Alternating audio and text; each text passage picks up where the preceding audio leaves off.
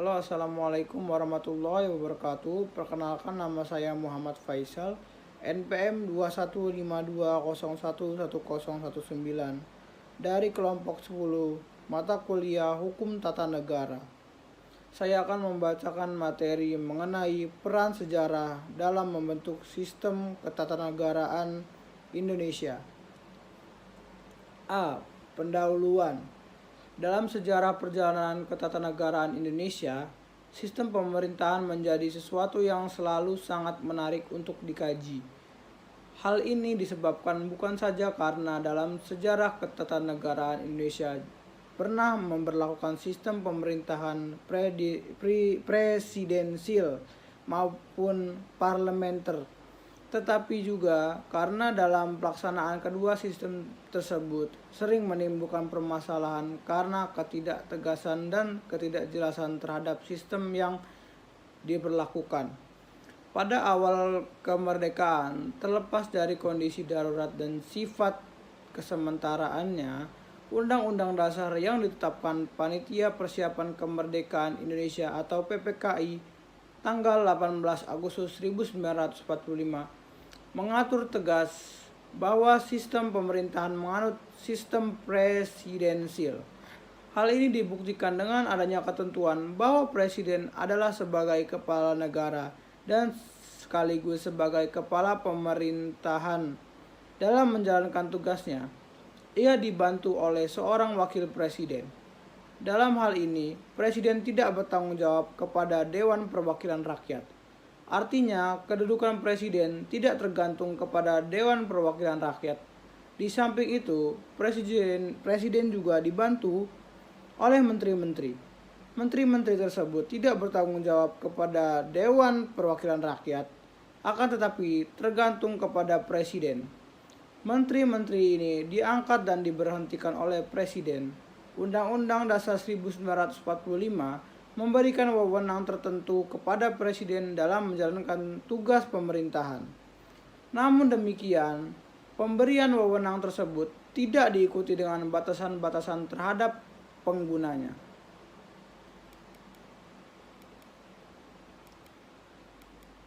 Soekarno sebagai presiden pertama RI. Dalam rapat pertama Panitia Persiapan Kemerdekaan Indonesia tanggal 18 Agustus 1945 menyatakan bahwa Undang-Undang Dasar 1945 adalah Undang-Undang Dasar Kilat.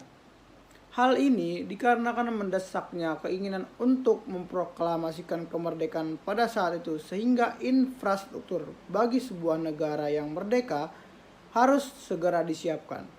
Oleh karena itu, hal tersebut menyebabkan Undang-Undang Dasar 1945 menjadi Undang-Undang Dasar yang singkat dan sangat multi-interpretatif. Dalam melaksanakan kekuasaannya, Presiden diberikan kekuasaan yang sangat besar oleh Undang-Undang 1945, di mana pada masa awal pemerintahan, kekuasaan Presiden dalam menjalankan pemerintahan bukan hanya sekadar berdasarkan pasal 4, 5, 10, 11, 12, 13, 14, dan 15 saja. Tetapi juga berdasarkan pasal 4 aturan peralihan yang berbunyi, sebelum MPR, DPR, dan DPA dibentuk menurut Undang-Undang Dasar ini, segala kekuasaan dijalankan oleh Presiden dengan bantuan sebuah komite nasional. Perkenalkan, nama saya Vanessa Krisyawinata dengan NPM 211 2011 040. Saya dari kelompok 10 akan melanjutkan materi yang disampaikan oleh Muhammad Faisal. Akibat dari ketentuan peralihan tersebut, Presiden dengan sah dapat bertindak sebagai diktator karena bantuan Komite Nasional sama sekali tidak dapat diartikan sebagai suatu pengekangan atas kekuasaannya. Sistem presidensil kembali berlaku ketika Presiden mengeluarkan dekret pada tanggal 5 Juli 1959 yang salah satunya berbunyi kembali berlakunya Undang-Undang Dasar 1945 dan tidak berlakunya lagi Undang-Undang Dasar Sementara 1950. Dalam pelaksanaan pemerintahan di masa yang disebut Orde Lama ini, Presiden benar-benar memiliki keleluasaan dalam melakukan banyak tindakan yang nyatanya bertentangan dengan Undang-Undang Dasar 1945 dengan alasan pelaksanaan demokrasi terpimpin. pemerintahan di bawah kepemimpinan Soekarno menjadi pemerintahan yang otoriter dengan kesewenangan-wenangan yang terjadi. Pelanggaran atas Undang-Undang Dasar 1945 dilakukan dengan terang-terangan. Banyak produk hukum yang dikeluarkan secara sepihak oleh Bung Karno melalui penetapan presiden karena sang presiden tidak mau mendengar suara DPR atau DPR strip GR6. Kemudian dalam pelaksanaan masa Orde Baru ini ternyata kekuasaan-kekuasaan lembaga eksekutif yang telah banyak pula menimbulkan berbagai masalah saat itu diwarnai dengan pro dan kontra seputar penggunaannya. Hal tersebut dapat disebabkan karena 3 hal, yakni yang pertama, besarnya kekuasaan presiden tersebut tidak diikuti dengan mekanisme dan pertanggungjawaban yang jelas. Padahal hak-hak dan sifatnya substansial bagi kehidupan bangsa sehingga memerlukan adanya kontrol. Misalnya pemilihan duta dan konsul, penetapan susunan kabinet, wewenang untuk menyatakan perang, dan lain-lain. Yang kedua, fenomena ketidakpercayaan masyarakat terhadap pemerintah telah sedemikian besar sehingga menimbulkan sensitivitas dalam tubuh masyarakat terhadap tindakan-tindakan yang dilakukan oleh pemerintah, khususnya presiden. Lalu yang terakhir, berkaitan erat dengan yang kedua, sensitivitas ini juga didorong oleh tumbuhnya kesadaran masyarakat dengan sangat cepat dengan dipicu oleh atmosfer reformasi yang tengah berjalan pada saat ini. Sekian, terima kasih. Perkenalkan, nama saya Marcellinus Fridolin, NPM 2152011-054. Di sini saya ingin melanjutkan materi yang telah disampaikan oleh teman saya sebelumnya. Definisi sistem pemerintahan. Istilah sistem pemerintahan berasal dari gabungan 2 kata, yaitu sistem dan pemerintahan. Sistem dalam Kamus Besar Bahasa Indonesia diartikan sebagai perangkat unsur yang secara teratur saling berkaitan sehingga membentuk suatu totalitas. Susunan yang teratur dari pandangan teori, asas, dan sebagainya. Menurut Muhammad Kusnardi, sistem adalah suatu keseluruhan, terdiri dari beberapa bagian yang mempunyai hubungan fungsional baik antara bagian-bagian maupun hubungan fungsional terhadap keseluruhannya. Sehingga hubungan itu menimbulkan ketergantungan antara bagian-bagian yang akibatnya jika salah satu bagian tidak bekerja dengan baik akan mempengaruhi keseluruhannya. Sedangkan pemerintahan adalah proses, cara, perbuatan memerintah, segala urusan yang dilakukan oleh negara dalam menyelenggarakan kesejahteraan masyarakat dan kepentingan negara. Pemerintahan dalam arti luas adalah pemerintah atau lembaga negara yang menjalankan segala tugas pemerintah baik sebagai lembaga eksekutif, legislatif, dan yudikatif. Sedangkan menurut Donald A. Rumokoy, istilah pemerintahan dalam arti luas adalah segala urusan yang dilakukan oleh negara dalam menyelenggarakan kesejahteraan rakyatnya dan kepentingan negara sendiri. Jadi di sini tidak hanya diartikan sebagai pemerintah yang hanya menjalankan tugas eksekutif saja, akan tetapi juga meliputi tugas-tugas lainnya termasuk legislatif dan yudikatif. Sistem pemerintahan itu membicarakan bagaimana pembagian kekuasaan serta hubungan antara lembaga-lembaga negara yang menjalankan kekuasaan negara itu dalam rangka menyelenggarakan kepentingan rakyat. Oleh karena itu, sistem pemerintahan itu adalah aturan atau cara bagaimana ketiga lembaga tersebut bekerja dan berhubungan satu sama lain, di mana setiap lembaga harus bekerja sama dan menjalankan tugasnya dengan baik sehingga tujuan untuk menyelenggarakan kesejahteraan masyarakat dan kepentingan negara dapat terwujud. Pemberlakuan kembali Undang-Undang Dasar 1945 pada demokrasi terpimpin. Setelah pemberlakuan Undang-Undang Dasar 1945 kembali, rakyat menaruh harapan akan kehidupan ketatanegaraan yang stabil dan pemerintah presidensial yang demokratis. Akan tetapi dengan penerapan demokrasi terpimpin menyebabkan terjadinya penyimpangan terhadap Pancasila dan Undang-Undang Dasar. Adapun bentuk penyimpangannya adalah yang pertama, penyimpangan ideologis. Konsepsi Pancasila diganti dengan Nasakom. Yang kedua, pemusatan kekuasaan presiden dengan wewenang yang melebihi ketentuan Undang-Undang Dasar 1945, yaitu membentuk produk hukum tanpa persetujuan dari DPR. Yang ketiga, dalam MPRS nomor 3 /MPRS /1963 mengangkat Insinyur Soekarno sebagai presiden seumur hidup. Yang keempat, kedudukan MPRS dan DPRS dijadikan Menteri Negara sebagai pembantu presiden. Berlakunya kembali UUD tanggal 5 Juli 1959, Indonesia memasuki periode demokrasi terpimpin. UUD 1945 menggunakan sistem pemerintahan presidensial. Presiden Soekarno menjadi kepala negara sekaligus sebagai kepala pemerintahan RI. Sistem kepemimpinannya disebut Orde Lama. Inkonsistensi penerapan sistem pemerintahan ini merupakan bentuk penyimpangan terhadap ketentuan UUD 1945 sendiri yang jelas-jelas mengatur sistem pemerintahan presidensial. Namun keinkonsistensian penerapan sistem pemerintahan tersebut didasari atas konvensi ketatanegaraan dan hukum kebiasaan yang telah diterapkan sebelumnya.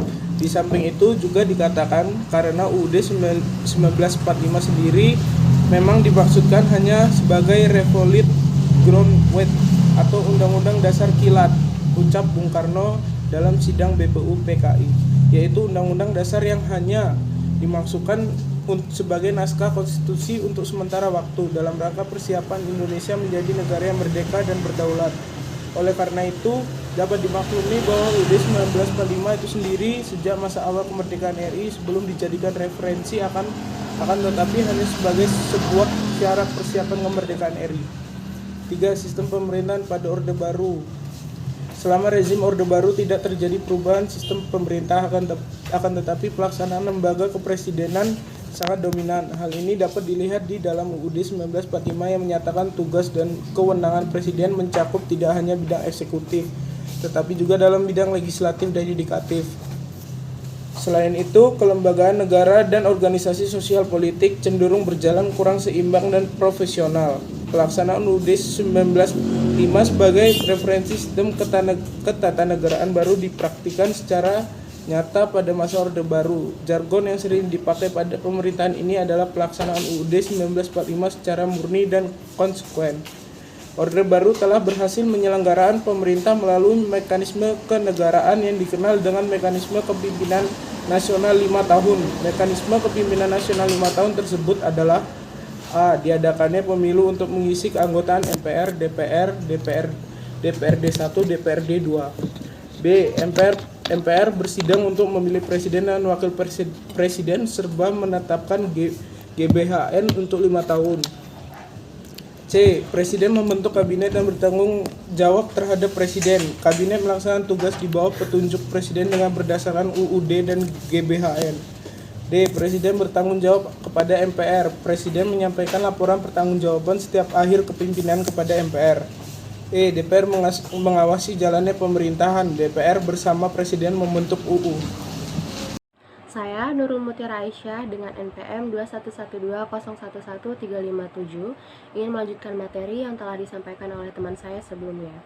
Pada masa Orde Baru, tanggung jawab kekuasaan negara terpusat di tangan presiden, di mana saat itu menganut sistem presidensial. Kedudukan presiden sangat kuat sehingga meskipun MPR sebagai lembaga tertinggi negara, di mana tempat presiden diharuskan tunduk dan bertanggung jawab, tetapi dalam kenyataannya kedudukan MPR tergantung pada presiden. Adanya unsur pertanggungjawaban presiden kepada MPR justru memperlihatkan ciri parlementer. Oleh karena itulah, secara normatif, sistem yang dianut oleh Undang-Undang Dasar 1945 bukanlah murni sistem presidensial, akan tetapi hanya kuasi presidensial. Sifat kuasi atau sistem presidensial tidak murni itulah yang diubah ketika Undang-Undang Dasar 1945 diubah pada tahun 1999 sampai tahun 2002, yaitu dengan mengubah kedudukan MPR tidak lagi sebagai lembaga tertinggi negara, melainkan lembaga negara yang sederajat dengan presiden. Di samping itu, perubahan Undang-Undang Dasar 1945 itu juga mengatur tentang pemilihan presiden dan wakil presiden oleh rakyat melalui pemilihan umum setiap 5 tahun sekali. Dengan berlakunya kembali Undang-Undang Dasar tanggal 5 Juli 1959, Indonesia memasuki periode demokrasi terpimpin. Undang-Undang Dasar 1945 menggunakan sistem pemerintahan presidensial. Presiden Soekarno menjadi kepala negara sekaligus sebagai kepala pemerintahan Republik Indonesia. Sistem kepemimpinannya disebut dengan Orde Lama. Inkonsistensi penerapan sistem pemerintahan ini merupakan bentuk penyimpangan terhadap ketentuan Undang-Undang Dasar 1945 sendiri yang jelas-jelas mengatur sistem pemerintahan presidensial. Namun, keinkonsistensian penerapan sistem pemerintahan tersebut didasari atas konvensi ketatanegaraan dan hukum kebiasaan yang telah diterapkan sebelumnya. Di samping itu juga dapat dikatakan karena Undang-Undang Dasar 1945 sendiri memang dimaksudkan hanya sebagai revolt Grootwet atau Undang-Undang Dasar Kilat, ucapan Bung Karno dalam sidang BPUPKI, yaitu undang-undang dasar yang hanya dimaksudkan sebagai naskah konstitusi untuk sementara waktu dalam rangka persiapan Indonesia menjadi negara yang merdeka dan berdaulat. Selama rezim Orde Baru, tidak terjadi perubahan sistem pemerintahan, akan tetapi pelaksanaan lembaga kepresidenan sangat dominan. Hal ini dapat dilihat di dalam Undang-Undang Dasar 1945 yang menyatakan tugas dan kewenangan presiden mencakup tidak hanya bidang eksekutif, tetapi juga dalam bidang legislatif dan yudikatif.